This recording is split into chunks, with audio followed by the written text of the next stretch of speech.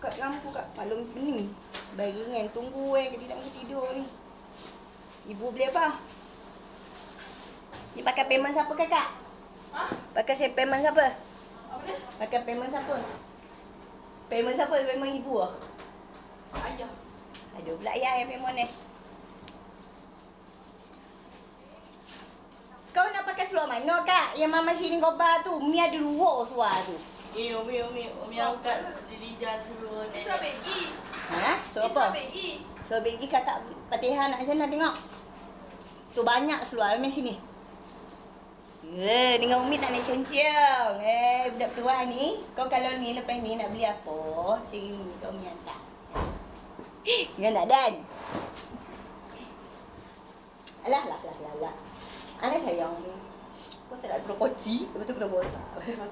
Nak tak sesuai? Nanti ya. Oh, lo. Cik Amin. Alah. Kenapa kena buli kau? Mana ada? Dah gitu tolong ni Nisa. Tengok adik tau. Balik tak boleh timur. Ha? Balik tak boleh. Boleh. Kau maju lah. Sayang kakak jauh kan? Benar juga. Love you kakak. Tanya Umi kak.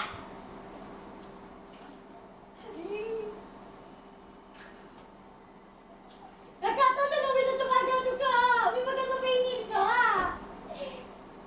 Sebab adik tutup pagar.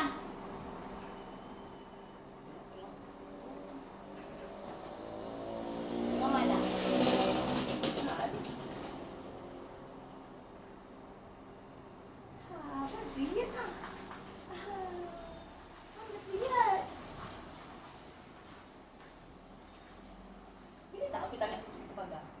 Aku tak nak tutup pagar sekarang. Ni kalau ada buaya darat tu banyak buaya CCTV kat sini. Ni orang pakai tanda lagi banyaknya. Buat macam-macam manusia tu.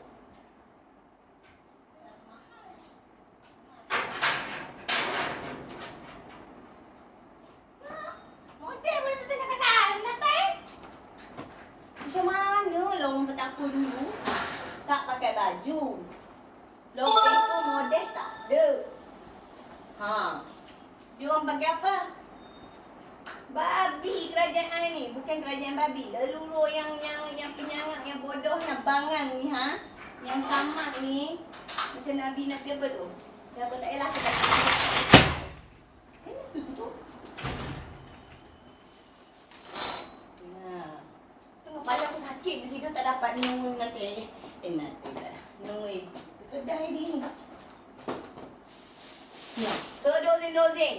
Tengok orang poligami. Mewah dia makan daripada dulu. Tak pernah orang poligami. Bodoh. Nampak aku tak habis. Ni kepala. Sayang ni.